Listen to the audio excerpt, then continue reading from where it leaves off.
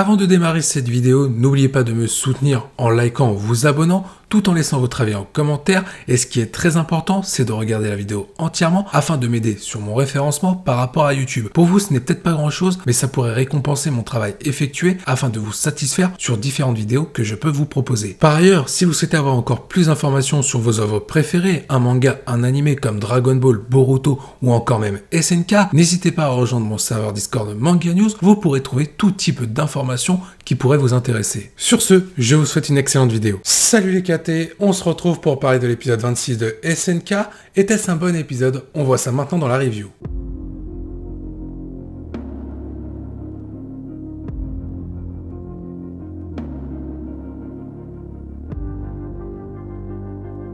Rappelons le contexte actuel dans l'œuvre de SNK. On retrouve l'alliance entre les soldats eldiens, notamment Mikasa, Armin ou encore le personnage de Connie, et j'en passe, avec les soldats de Mars comme Reiner et Annie pour faire face aux Pro-Jaeger afin d'arrêter le pouvoir du grand terrassement que possède actuellement le personnage d'Eren, soit sauver l'humanité. Donc il y a un conflit qui est en train de se créer et qui est en train de s'intensifier. Alors bien entendu, je viens de dire comme quoi le conflit venait de se créer entre les soldats eldiens et les soldats de Mars face aux Pro-Jaeger. Alors oui, ce conflit existe déjà depuis quelques temps, mais il n'était pas forcément visible aux yeux de tous, notamment avec le discours de Magath dans cet épisode 26, où il va dire un petit peu que les actions des soldats de Mars étaient impitoyables et surtout injustes par rapport à ce qu'ils ont fait aux soldats eldiens et notamment au peuple eldien qui n'est pas responsable des crimes de l'Empire eldien. Dans cet épisode, Magath fait vraiment un mea culpa car on peut le dire, il y a quelques épisodes, il tenait un discours totalement opposé au propos de l'épisode 26. Il dit clairement à l'époque comme quoi les soldats de Mars par rapport à leurs actions étaient plutôt justes parce qu'ils considéraient que leur mission était juste par rapport au fait de sauver l'humanité face à la grande menace qu'est le grand terrassement qui est aujourd'hui en la possession du personnage de Eren qui veut éliminer tout le monde sauf son peuple eldien. Mais on risque d'assister du coup à l'hécatombe humaine par rapport à tous ceux qui sont sur le continent et cette hécatombe a déjà commencé comme ça a été expliqué dans cet épisode 26. D'ailleurs, ce qui est très intéressant quand on regarde le discours de Magath, pour faire un petit bilan, on peut voir qu'il y a quelques épisodes, les soldats de Mars affrontaient les soldats eldiens pour éviter cette situation par rapport au pouvoir du grand terrassement, notamment en possession du personnage de Eren. Mais les soldats eldiens se défendaient face aux soldats de Mars pour éviter d'être tués sans savoir les véritables enjeux qui étaient en train de se tramer dans l'ombre. Et les Pro-Jaeger, eux, étaient en train de tout simplement d'augmenter leur pouvoir, leur puissance pour pouvoir anéantir tout le monde, notamment les soldats de Mars, mais aussi les autres personnes qui se trouvent sur le continent. La véritable menace, en réalité, ce sont bel et bien les Pro-Jaeger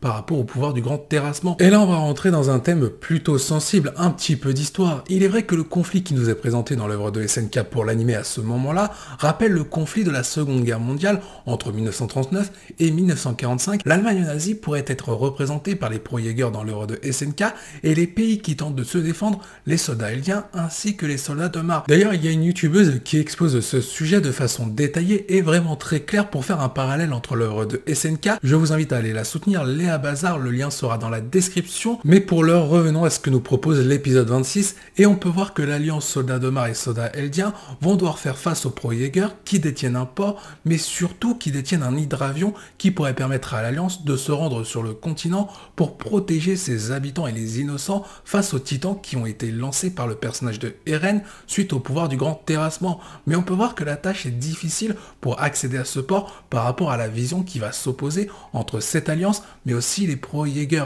et surtout par rapport à de nombreuses personnes qui vont périr car oui, malheureusement, pour que cet assaut se fasse pour récupérer l'hydravion, il faudra exterminer tous les Pro-Jaeger. C'est ce qu'évoquent les soldats de Mars et d'ailleurs c'est là qu'on a le discours de Magath. Il dit clairement que ce sera la dernière fois qu'ils auront du sang sur les mains pour une utilité qui pourrait peut-être offrir la paix après ce conflit suite au pouvoir du grand terrassement. Sauf qu'Armin, il ne l'entend pas de cette oreille, il est en train de faire une stratégie pour éviter qu'il y ait un massacre. En réalité, ce que veut Armin ainsi que ses compagnons, notamment Mikasa, Connie, c'est de ne pas exterminer les Pro-Jaeger, mais tout simplement les berner, les manipuler en leur faisant croire qu'ils sont toujours alliés à eux pour pouvoir récupérer pendant ce temps l'hydravion. Malheureusement, le plan d'Armin va échouer. Frock et les Pro-Jaeger vont se rendre compte que Mikasa, Armin ainsi que Connie et leurs autres compagnons les ont bien trahis, mais en plus de ça, qu'ils sont alliés aux soldats de Mars pour faire face au pouvoir du grand terrassement et surtout arrêter le personnage de Eren. Et la fin d'épisode 26 va être tout simplement poignante en termes d'émotion.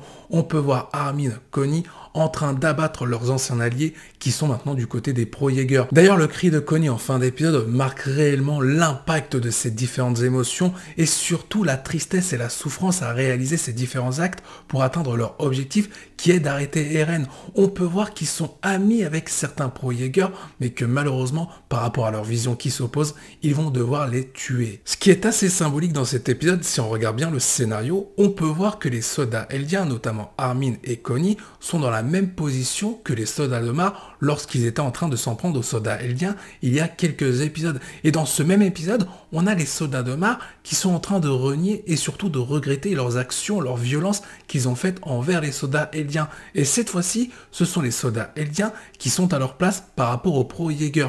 Les rôles se sont inversés et l'émotion est toujours aussi puissante et beaucoup plus impactante. La mise en scène d'un point de vue scénaristique est d'ailleurs extrêmement bien réalisée. On peut voir lorsque la stratégie d'Armin échoue, donc on va dire la stratégie plutôt soft pour épargner tout le monde, c'est tout simplement les soldats de Mar avec l'intervention de Reiner et Dany qui vont effectuer le plan B pour acter la violence afin de tuer les Pro-Jaeger. On voit bien cette transition et surtout des visions qui sont en train de s'allier malgré tout par rapport aux objectifs qu'ils doivent accomplir. Que dire pour donner une note au scénario de l'épisode 26? Ce sera la note de 10 sur 10, c'est tout simplement parfait.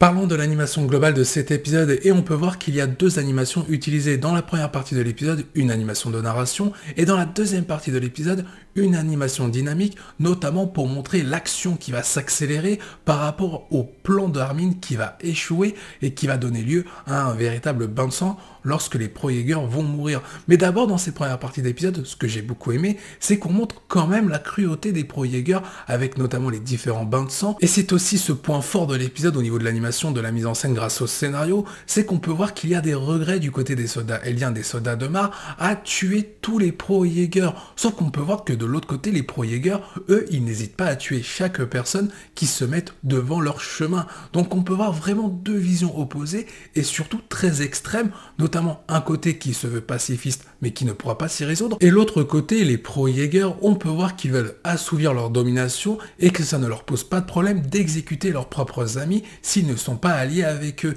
D'ailleurs, ce qui est plutôt sympa dans cet épisode, on voit vraiment une cassure sur l'animation lorsque les soldats de Mar rentrent en scène pour éliminer les Pro-Jaeger, avec notamment la mise en scène des deux personnages, Reiner et Annie, qui font leur retour en titan féminin pour Annie et en titan cuirassé pour le personnage de Reiner. On voit vraiment le côté pacifiste qui ne peut pas s'exécuter et le côté violent qui commence à prendre le dessus. Tout comme la note du scénario, ce sera un 10 sur 10 pour l'animation globale de cet épisode. Parlons maintenant des OST. Alors c'est vrai que dans cet épisode, si on fait un bilan, il y en a eu très peu. Mais le véritable point fort des OST dans cet épisode, c'est qu'elles ont été toutes bien utilisées pour les différentes scènes qui nous ont été proposées. On peut voir que les OST servent à impacter les différentes émotions, notamment la vision des soldats eldiens sur la violence. Ils préfèrent opter pour le côté pacifique, mais malheureusement, ils ne pourront pas l'exécuter par rapport au plan d'Armin. Et on peut voir aussi, dans le discours de Magath, une petite OST pour appuyer un petit peu les regrets des soldats de Mar par rapport à leurs actions passées. Et on peut voir aussi une autre OST pour montrer la domination, ou plutôt la tentative de puissance, de pouvoir, de prise de pouvoir plutôt, par rapport aux Pro-Jaeger. Je trouve que les OST ont fait un très bon boulot pour sublimer le scénario et surtout l'animation qui était parfaite. Des OST bien dosés, bien calés, bien exploités, c'est une note de 10 sur 10. La vraie question qui se pose maintenant, après un 10 sur 10 en scénario, un 10 sur 10 en animation, un 10 sur 10 pour les OST, est-ce qu'on va avoir le droit au quadruplé avec un 10 sur 10 sur le design? Selon mon avis, pour moi, c'est un grand oui. Le design est parfait dans cet épisode. Les effets d'ombrage pour les paysages, pour les personnages, tout a été bien exploité, bien réalisé. On peut voir un changement d'ambiance par rapport au design lorsque le plan d'Armin commence à vaciller et à échouer pour laisser place à la violence, notamment du côté des soldats de Mar qui vont exécuter le plan B face aux Pro-Jaeger. Tout est bien réalisé. On peut voir la cruauté des Pro-Jaeger grâce au design, on peut voir les regrets des soldats de Mar par rapport à leurs actions passées, tout comme le scénario, l'animation et même les OST, et on voit la même chose pour les soldats eldiens qui sont en train de prendre le même chemin indirectement des soldats de Mar pour faire face aux Pro-Jaeger pour arrêter le personnage de Eren. Les 4 caractéristiques dont le design ont répondu présent, et donc pour le coup le design, comme je l'ai dit, c'est un 10 sur 10.